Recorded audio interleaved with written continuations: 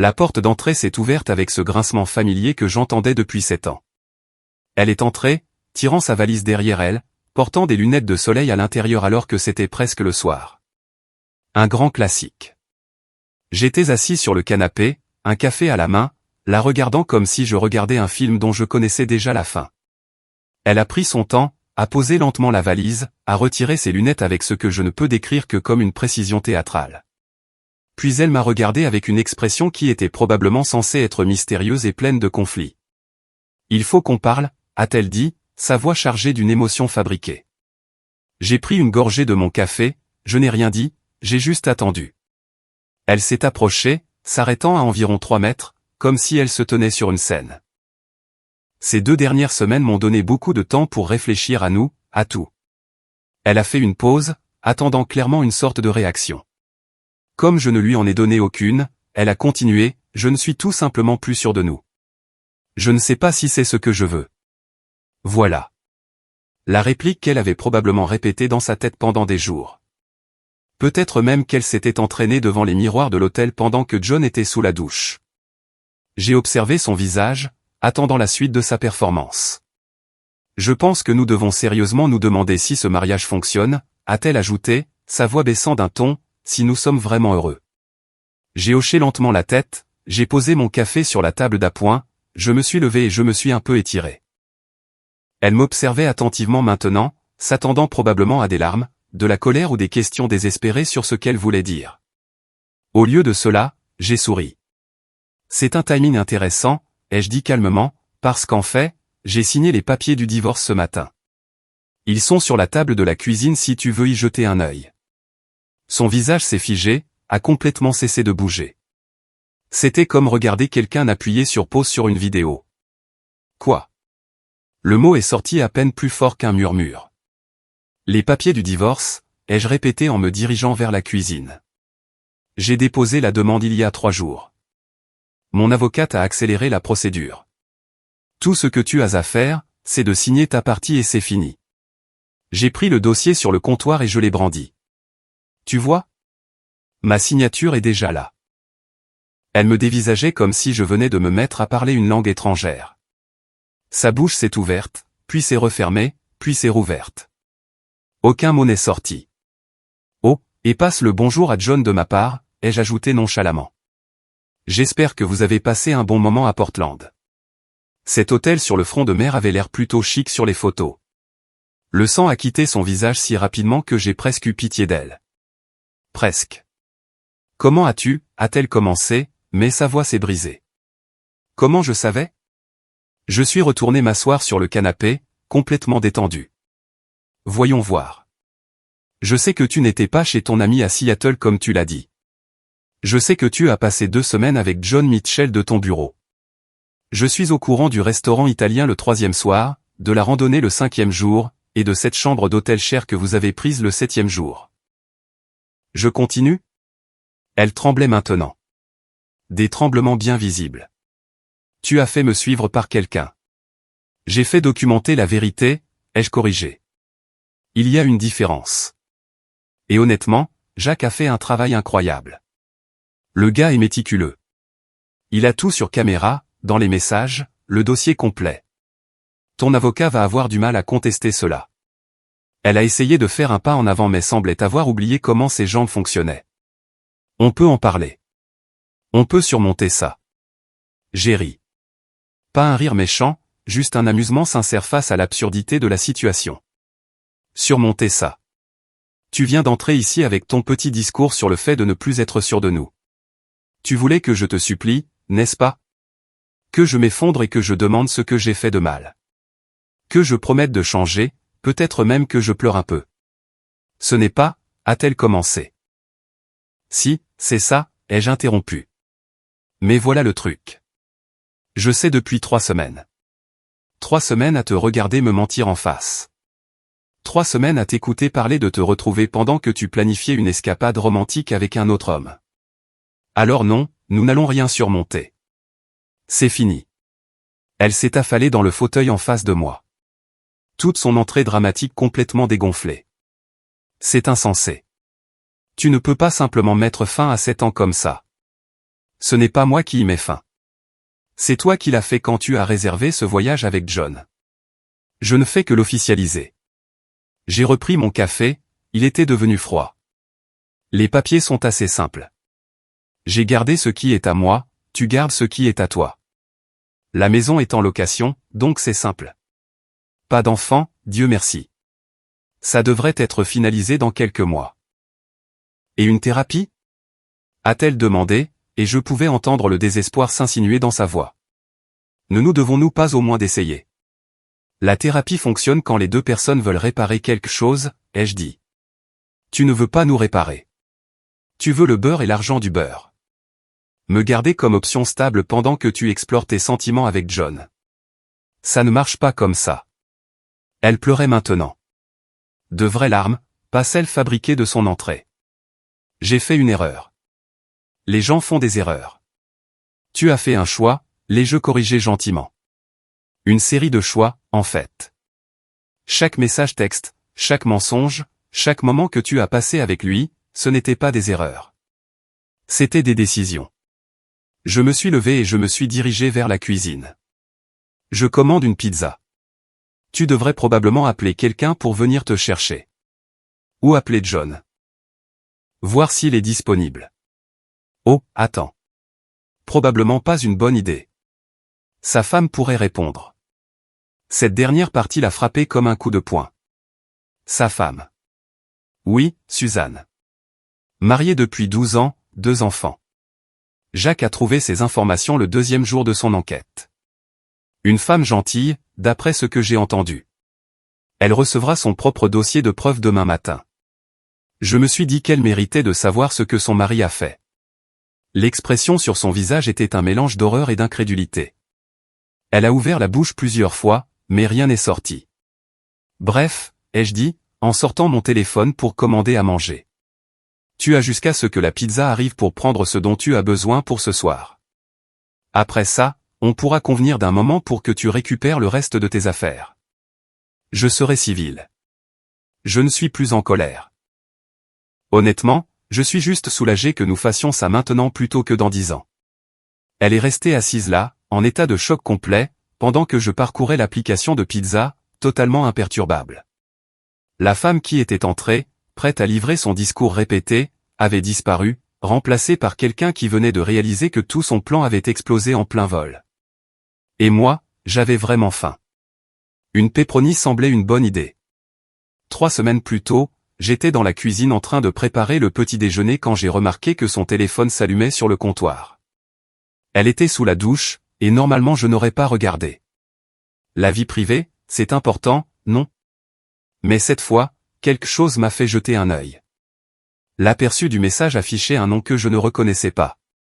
John. Et le message disait, j'ai hâte d'être à Portland. 2 semaines rien que nous deux. Ma main s'est figée à mi-chemin de la cafetière. Portland. Elle m'avait dit qu'elle allait à Seattle pour rester avec son amie d'université, Rachel, pendant 2 semaines. Quelque chose à propos d'avoir besoin d'espace pour se vider la tête et renouer avec de vieux amis. J'avais trouvé ça étrange, mais je n'avais pas insisté. Je n'ai pas pris son téléphone, je ne l'ai pas déverrouillé, ni lu davantage. Je suis juste resté là, à fixer ces mots jusqu'à ce que l'écran s'éteigne. Mon premier instinct n'a pas été la colère. C'était de la clarté. Une clarté soudaine et froide à propos de beaucoup de petites choses que j'avais ignorées. La façon dont elle était distante depuis des mois. Comment elle avait commencé à travailler tard plus souvent. Les nouveaux vêtements qu'elle achetait mais ne portait jamais avec moi. Le mot de passe qu'elle avait ajouté à son téléphone après 7 ans à le laisser déverrouiller. J'avais trouvé des excuses pour tout ça, parce que c'est ce qu'on fait quand on fait confiance à quelqu'un. On lui accorde le bénéfice du doute jusqu'à ce qu'on ne puisse plus. Ce message était ma ligne dans le sable. Elle est sortie de la salle de bain 10 minutes plus tard, les cheveux enroulés dans une serviette, fredonnant une chanson que je ne reconnaissais pas. Elle a pris son téléphone, a vu le message et a souri. A vraiment souri. Puis elle m'a regardé et son sourire s'est transformé en quelque chose de plus neutre. Le café sent bon, a-t-elle dit. Je viens de le faire, ai-je répondu, en gardant une voix normale. Alors, quand est-ce que tu pars pour Seattle? Vendredi matin. Rachel est super excitée. Ça fait une éternité qu'on n'a pas passé de vrai temps ensemble. Le mensonge est sorti avec une aisance parfaite. Pas d'hésitation, pas de culpabilité dans ses yeux. Elle s'était entraînée. 2 semaines, c'est long, ai-je dit, pour tâter le terrain. Elle a haussé les épaules. Je sais, mais j'en ai vraiment besoin. Le travail m'épuise et j'ai juste besoin de décompresser ailleurs. Tu comprends, n'est-ce pas? J'ai hoché la tête. Bien sûr. Tu devrais faire ce dont tu as besoin. Elle m'a embrassé sur la joue et a pris son café, déjà en train de faire défiler son téléphone, probablement en train de répondre à John. Je l'ai regardé se diriger vers la chambre et fermer la porte. Et j'ai pris ma décision sur le champ. Je n'allais pas la confronter. Pas encore. J'allais d'abord tout savoir. Cet après-midi-là, j'ai appelé un gars que je connaissais du travail. Son beau-frère avait utilisé un détective privé pendant son divorce, et apparemment le type était exceptionnel. Pas de chichi, des résultats, et de la discrétion. Il s'appelait Jacques Saouyer. J'ai rencontré Jacques dans un café 2 jours plus tard. Il avait peut-être 50 ans, taille moyenne, portant une veste simple et un jean. Rien chez lui ne sortait de l'ordinaire, ce qui, je suppose, était probablement l'intérêt de son métier. Nous nous sommes serrés la main et nous nous sommes assis dans une banquette d'angle. Alors, votre femme prépare un voyage, a dit Jacques en sortant un petit carnet. Et vous pensez qu'elle ne va pas là où elle dit qu'elle va. Je sais qu'elle n'y va pas, ai-je corrigé. J'ai vu un message. Elle va à Portland avec un certain John. Elle m'a dit qu'elle allait à Seattle avec une amie. Jacques a hoché la tête, écrivant quelque chose. Vous voulez savoir ce qu'elle fait à Portland, qui est cette personne, si c'est une histoire d'un soir ou quelque chose qui dure. Je veux tout savoir, ai-je dit. Et je veux des preuves. Des photos, des messages, tout ce que vous pourrez obtenir. Parce que quand ce sera fini, je ne veux lui laisser aucune marge de manœuvre pour qu'elle s'en sorte en parlant. Il a levé les yeux de son carnet et a étudié mon visage un instant. Vous avez donc déjà pris votre décision. Vous ne faites pas ça en espérant que je ne trouve rien. Je fais ça parce que j'ai besoin de la vérité, ai-je dit, quelle qu'elle soit. Mais oui, je ne suis pas naïf. Ce message n'a pas été envoyé par accident.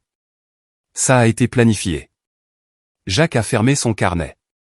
Je peux vous aider. Mon tarif est d'environ 95 € de l'heure, plus les frais. J'aurai besoin de quelques informations sur elle. Nom complet, photo, lieu de travail, description du véhicule, numéro de téléphone si vous l'avez. J'ai tout ça, ai-je dit. Quand pouvez-vous commencer? Aujourd'hui, si vous voulez. J'aurai besoin d'une avance. Environ 1850 € devraient couvrir le travail initial. Je n'ai pas hésité. Je lui ai fait un chèque sur le champ. Certains pourraient penser que c'est beaucoup d'argent, mais j'ai pensé à ce que valaient 7 ans de ma vie, ce que valait ma tranquillité d'esprit. Soudain, 1850 € me semblaient bon marché. Jacques a pris le chèque et l'a glissé dans sa veste. Je commencerai la surveillance demain. Elle part vendredi, c'est bien ça? Vendredi matin, un vol tôt. Je serai à l'aéroport, a dit Jacques. Et je la suivrai à partir de là. Vous recevrez des mises à jour quotidiennes, des photos, des lieux, tout ce qui est pertinent. Je ferai aussi une vérification des antécédents de ce John, pour savoir qui il est et quelle est sa situation. Sa situation, ai-je demandé. S'il est célibataire, marié, divorcé, où il travaille, s'il a des antécédents qui pourraient être utiles. Jacques s'est penché en arrière sur son siège. Le savoir, c'est le pouvoir dans ces situations. Plus vous en savez, meilleure sera votre position quand tout ça éclatera. Au cours des 2 jours suivants, Jacques a fait ses devoirs. Il m'a appelé mercredi soir avec son premier rapport. John Mitchell, a dit Jacques au téléphone. 36 ans, travaille dans la même entreprise que votre femme. Département différent. Marketing, si je lis bien. Et voici la partie importante. Il est marié. Sa femme s'appelle Suzanne. Ils ont 2 enfants, âgés de 8 et 5 ans. Je me suis assis sur le canapé, digérant l'information. Il est marié. Tout à fait, a confirmé Jacques. D'après ce que je vois sur les réseaux sociaux, ils ont l'air d'une famille normale. Publications régulières, activités des enfants, le tableau complet. Suzanne n'a aucune idée de ce que son mari prévoit pour ce week-end. Est-ce qu'elle mérite de savoir, ai-je demandé, plus à moi-même qu'à Jacques. C'est à vous de décider, a dit Jacques.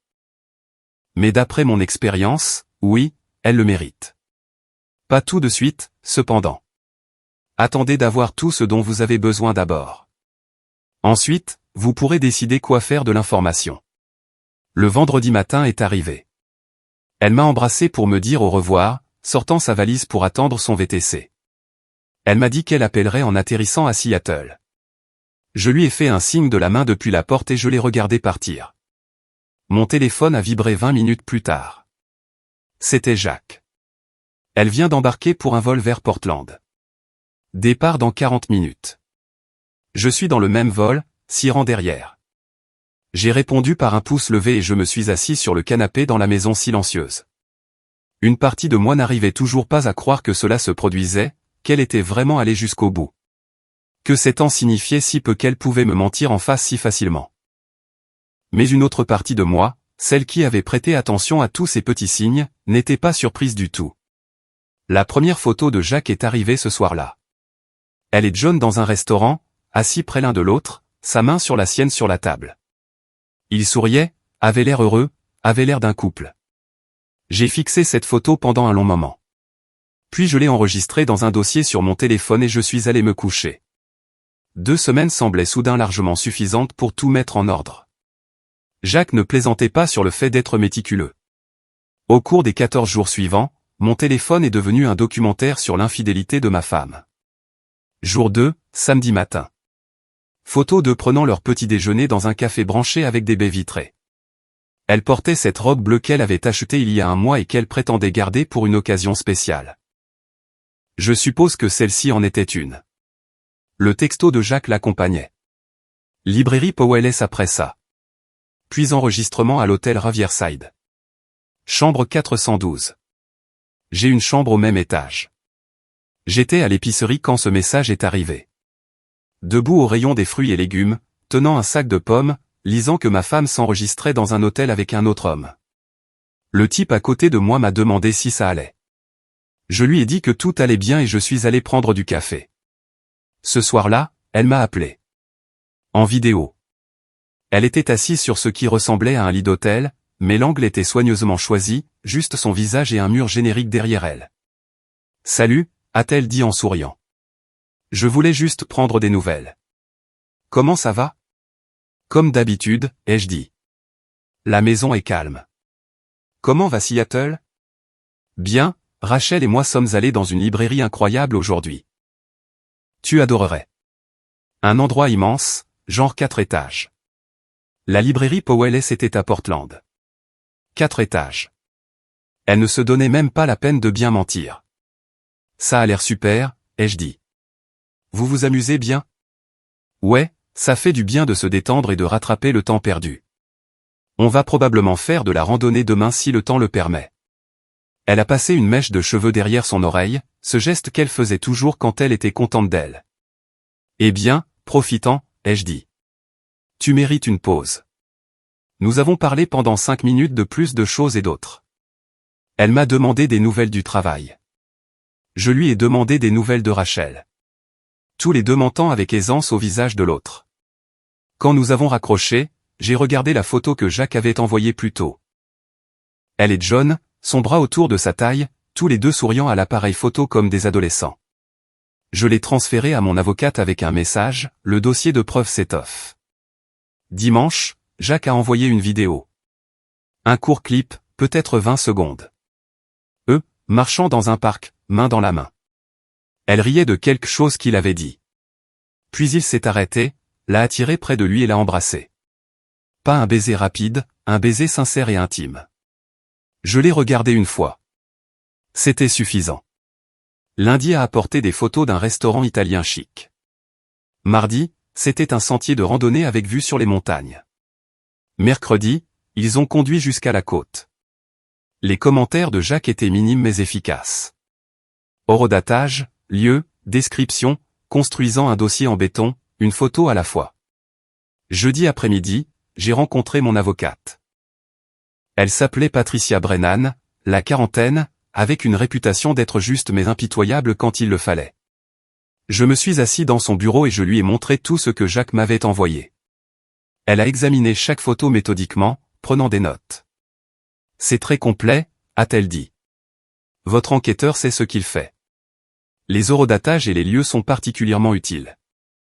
Je veux une rupture nette, je lui ai dit. Pas de batailles judiciaires interminables. Pas de il a dit, elle a dit. Je veux que ce soit si bien documenté qu'elle n'ait d'autre choix que d'accepter les termes. Patricia a levé les yeux des photos. À quel terme pensez-vous? Une division simple. Je garde mes comptes, elle garde les siens.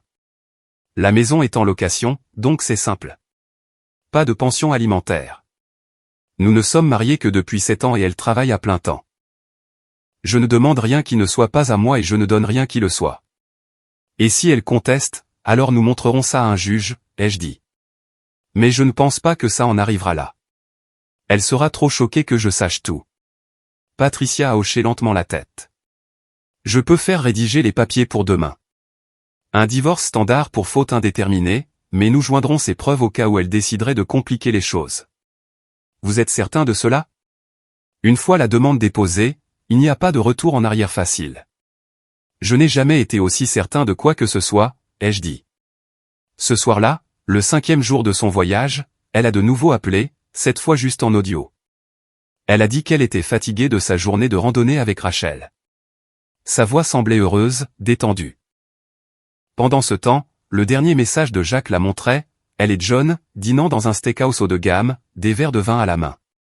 Tu me manques, a-t-elle dit au téléphone, et j'ai dû me retenir de rire devant une telle audace.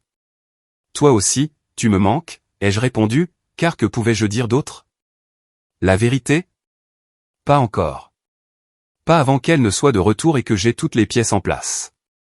Le 7e jour, Jacques avait compilé suffisamment de matériel pour remplir un petit dossier.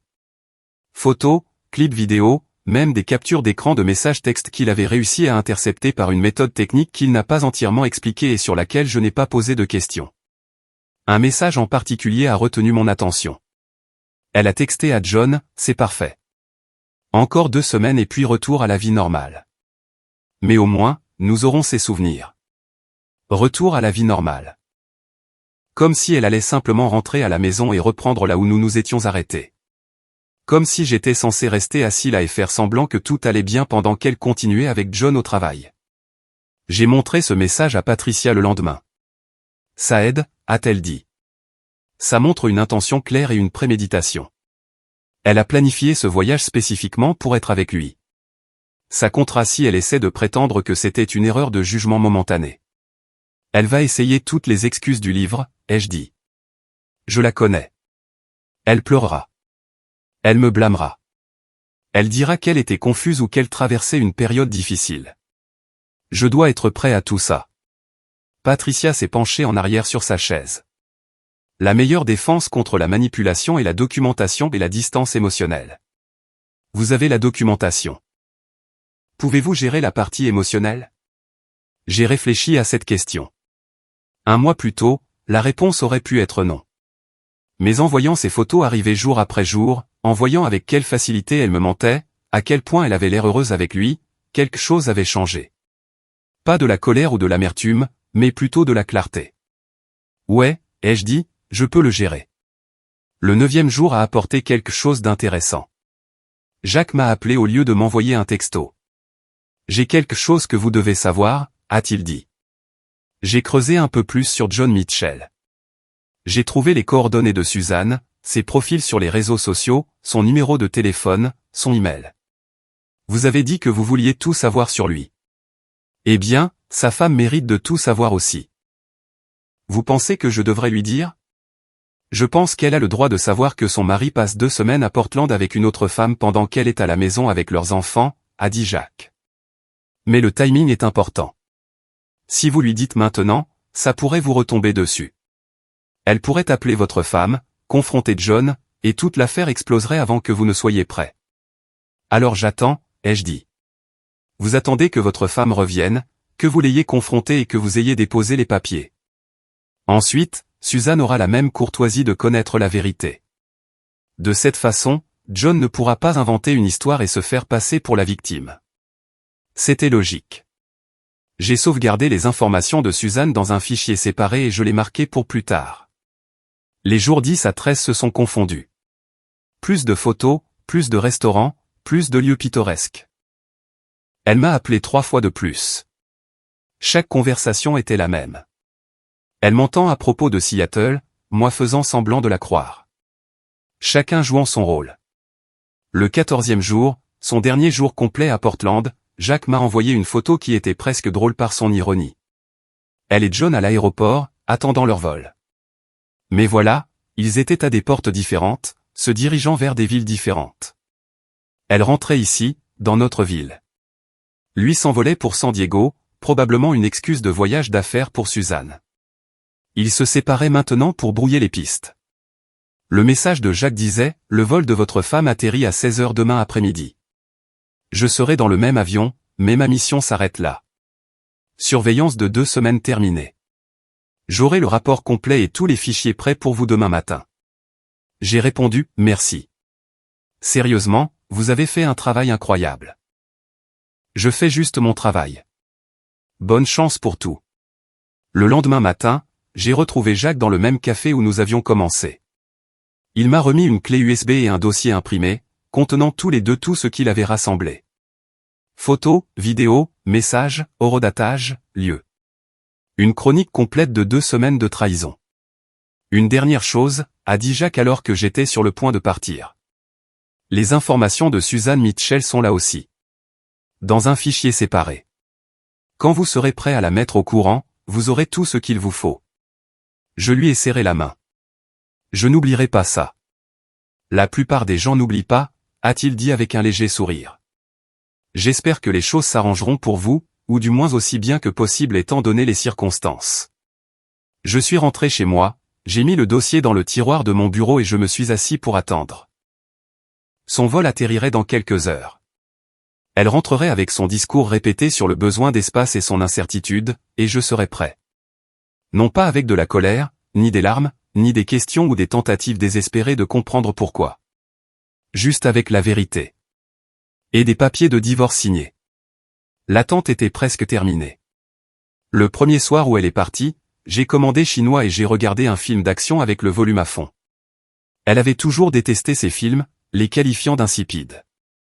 J'ai savouré chaque explosion. Le deuxième jour, j'ai appelé mon ami Aaron. Nous étions proches à l'université, mais nous nous étions perdus de vue. Le mariage fait ça. On est absorbé par le couple et on oublie ses propres amitiés. Mec, ça fait une éternité, a-t-il dit. Quoi de neuf? Ma femme est partie pour 2 semaines. Je me suis dit qu'on pourrait prendre un verre. Nous nous sommes retrouvés en ville le soir suivant. On a parlé de travail, de sport, de la vie. Il a mentionné un groupe de poker mensuel avec des gars de l'université. M'a demandé si je voulais me joindre à eux. J'ai dit oui sans hésiter. L'ancien moi aurait d'abord vérifié avec elle. Cette nouvelle version n'avait pas besoin de permission. Pendant ces 2 semaines, je me suis redécouvert. Je suis allé à la salle de sport 4 fois au lieu d'1. J'ai cuisiné ce que je voulais. Je suis resté éveillé tard pour lire. La maison semblait plus légère sans elle. Je n'étais plus tendu. Je ne surveillais plus mes mots ni n'attendais de critiques sur la vaisselle ou la lessive. Le 6e jour, j'ai réorganisé le garage, j'ai trouvé du matériel de camping que nous n'avions jamais utilisé parce qu'elle n'aimait pas le plein air. J'ai trouvé ma vieille guitare enterrée sous ses cartons. Je l'ai sortie et j'ai passé 1 heure à réapprendre des accords oubliés. Mon voisin Nathan est passé pendant que je jouais mal. Je ne savais pas que tu jouais, a-t-il dit. Avant, oui. Elle disait toujours que c'était trop bruyant. J'ai gratté un autre accord. Nathan a hoché la tête. Mon ex-femme détestait quand je travaillais sur les voitures. Maintenant, j'ai tout un atelier et personne ne se plaint. On a parlé de divorce. Le sien, et le mien qui approchait. Il n'a pas été indiscret, il a juste offert la perspective de quelqu'un qui y avait survécu. La meilleure chose que j'ai jamais faite, a-t-il dit. J'aurais dû le faire plus tôt. J'aurais dû le faire plus tôt. Ces mots m'ont marqué. Depuis combien de temps acceptais-je moins que ce que je méritais? Des années. La réponse était des années. Le 9e jour, j'ai examiné mes finances. Nous avions gardé des comptes séparés, partagé les factures équitablement, pas d'enfants, pas de dettes communes importantes. Le bail était la seule chose qui nous liait. J'ai appelé le propriétaire et discuté des options. Le résilier plus tôt, le reprendre à mon nom, ou le laisser expirer. Avoir cette conversation m'a semblé être un autre pas vers la liberté. Le 11e jour, j'ai vérifié que mes comptes bancaires étaient uniquement à mon nom. J'ai confirmé les virements automatiques, je me suis assuré que nos finances étaient complètement séparées. Le directeur a demandé si tout allait bien.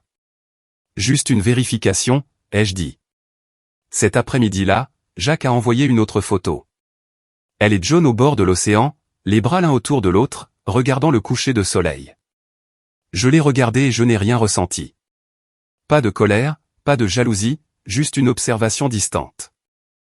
Elle m'avait rendu service, m'avait montré qui elle était avant que nous n'achetions une propriété ou n'ayons des enfants. 7 ans semblait beaucoup jusqu'à ce que je considère l'alternative. Le 12e jour, j'ai rencontré Patricia pour finaliser les papiers. Un divorce simple, net, pour faute indéterminée, avec les preuves jointes. C'est fluide, a dit Patricia. Une fois qu'elle aura signé, il suffira d'attendre le traitement par le tribunal. 3 à 4 mois.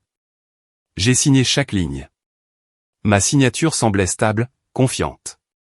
Quand je lui dirai, elle essaiera tout pour me faire changer d'avis, ai-je dit. La meilleure façon de gérer ça, restez calme. N'entrez pas dans la manipulation émotionnelle. Vous l'informez d'une décision déjà prise, vous ne demandez pas la permission. Patricia s'est penchée en avant. Si elle nie quoi que ce soit, montrez une preuve. Ne discutez pas. Le 13e jour, elle a texté, je n'arrive pas à croire qu'il ne reste que 2 jours. Une partie de moi n'a pas envie de rentrer. Une partie d'elle n'avait pas envie de rentrer à notre mariage parce qu'elle était trop occupée avec le mari de quelqu'un d'autre. J'ai répondu, profite bien du reste de ton voyage. Court, simple, sans émotion. Le 14e jour, je suis allé aux practices de golf. Je faisais ça avec mon père à l'université.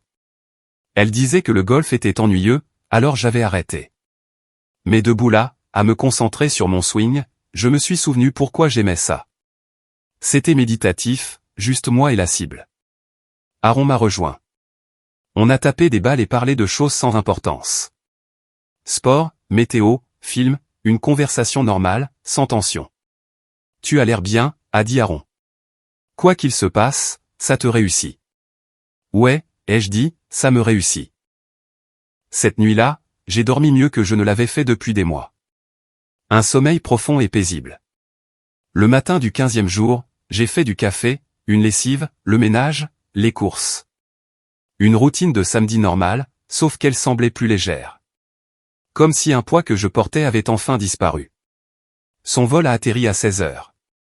Elle serait à la maison vers 17h30.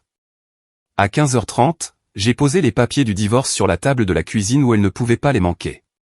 J'ai mis la clé USB de Jacques dans ma poche. Puis je me suis assis sur le canapé et j'ai attendu. Pas nerveux, pas en colère, pas triste. Juste prêt à ce que cela se termine. Après que j'ai lâché la bombe sur les papiers du divorce et la femme de John, Suzanne, elle est restée assise là, figée.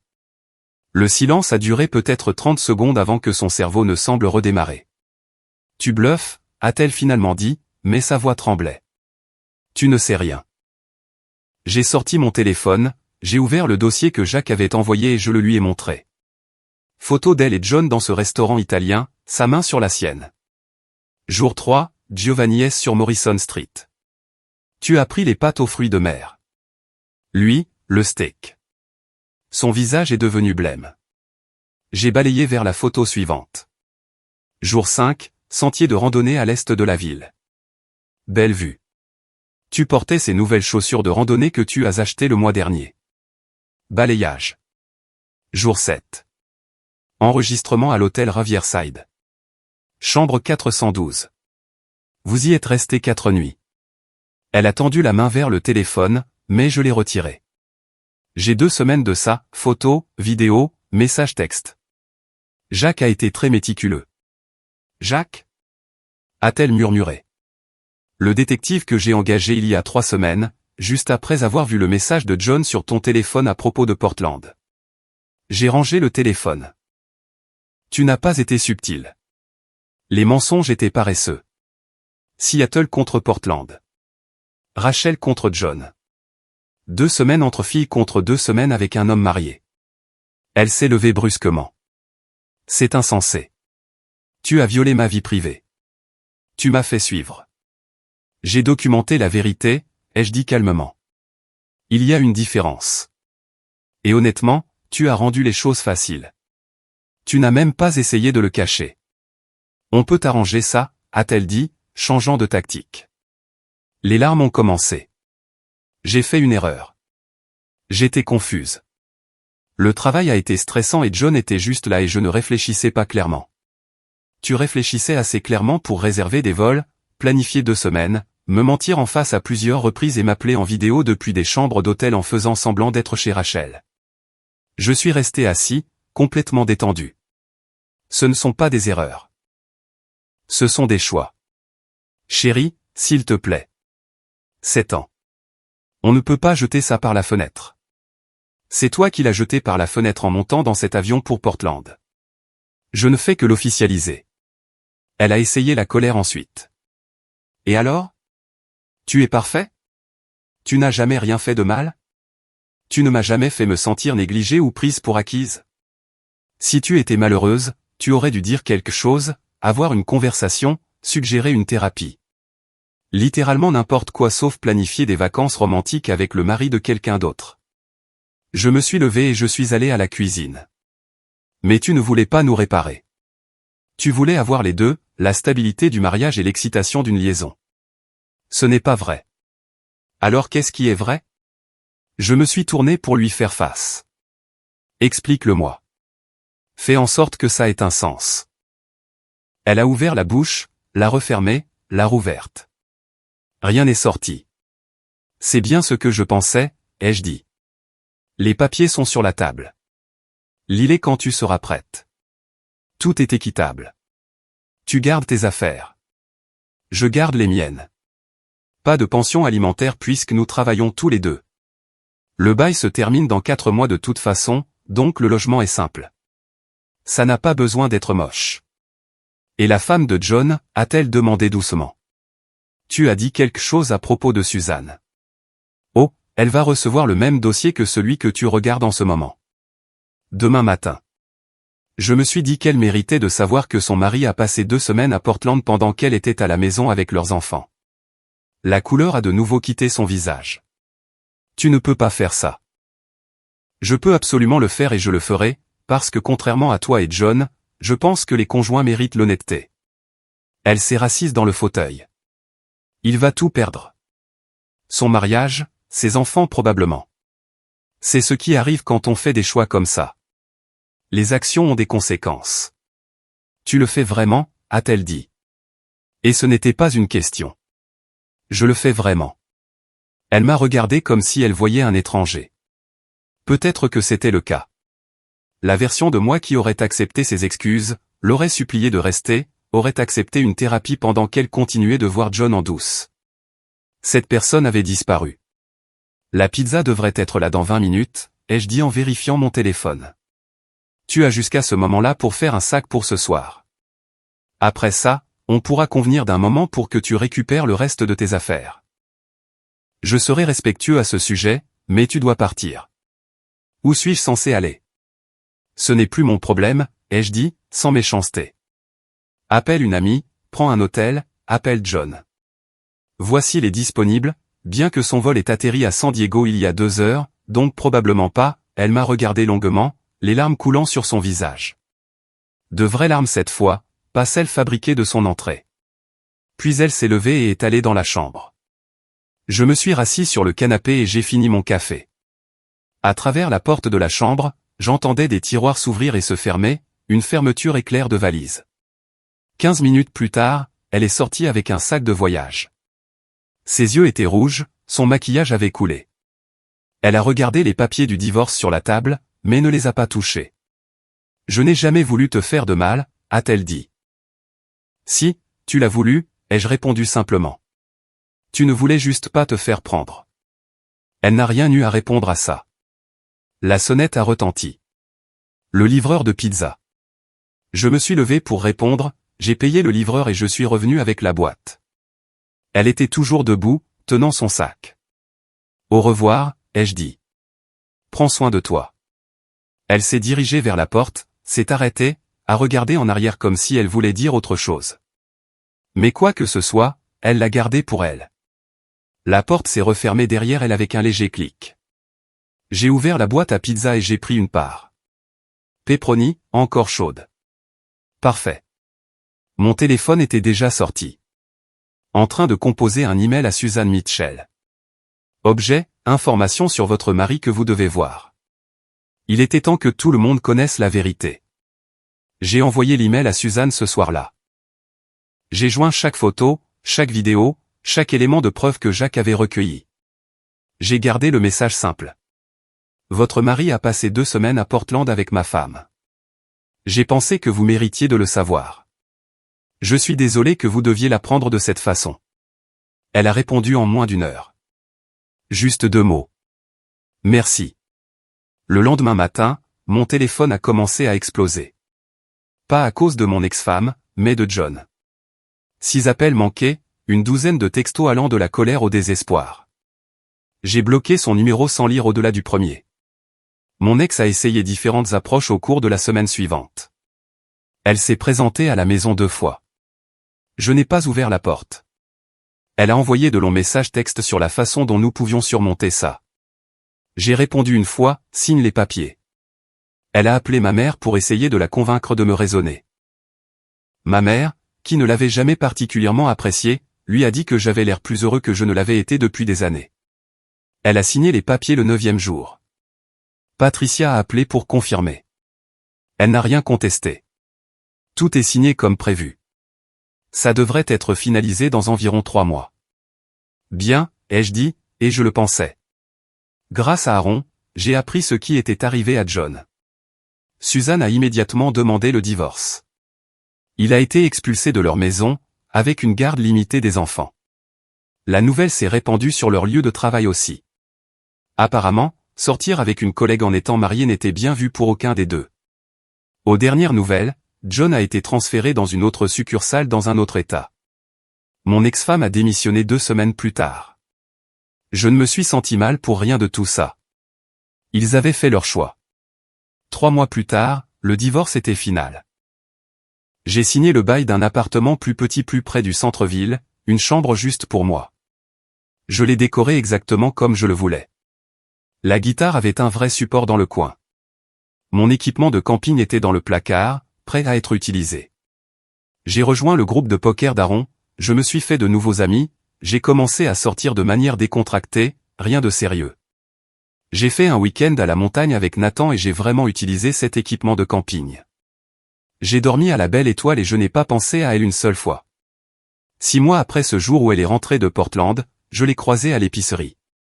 Une pure coïncidence. Elle était au rayon des fruits et légumes. Elle avait l'air fatiguée, plus âgée. « Salut », a-t-elle dit doucement. « Salut », ai-je répondu en mettant des pommes dans mon chariot. « Comment vas-tu ? » « Bien, vraiment bien, en fait. » Et c'était le cas. Pas de comédie, pas d'exagération, juste la vérité. Elle a hoché la tête. On aurait dit qu'elle voulait en dire plus. Peut-être s'excuser à nouveau ou expliquer ou demander s'il y avait une chance, mais elle a dû le voir sur mon visage. Il n'y en avait aucune. « Prends soin de toi », ai-je dit, et je suis passé au rayon suivant. Ce soir-là, assis chez moi avec une bière et un bon film, mon téléphone a vibré. Aaron me demandait si je venais au poker la semaine prochaine. J'ai répondu oui. La vie était simple maintenant. Sans complications. Pas de mensonges, pas de jeu, pas de questionnement sur le fait que la personne avec qui j'étais voulait vraiment être là. Juste moi. Faisant des choix qui avaient du sens, m'entourant de gens qui me respectaient. J'ai repensé à ce jour où elle était entrée avec sa valise et son discours répété. Comment elle s'attendait à ce que je m'effondre et que je la supplie. À quel point elle s'était complètement trompée sur qui j'étais et ce que j'accepterais. La meilleure décision que j'ai jamais prise a été d'engager Jacques. La deuxième meilleure a été de signer ses papiers. J'ai pris une gorgée de ma bière, je me suis installé sur mon canapé et j'ai souri. C'était ça, le goût de la liberté, et ça valait chaque centime dépensé. Notre histoire est arrivée à sa fin. Si vous êtes arrivé jusqu'ici, que diriez-vous de vous abonner à notre chaîne? Cela nous aide énormément. J'ai sélectionné 2 autres vidéos pour vous que je suis sûr que vous apprécierez. N'hésitez pas à cliquer dessus. Je vous attendrai dans la prochaine histoire. À bientôt.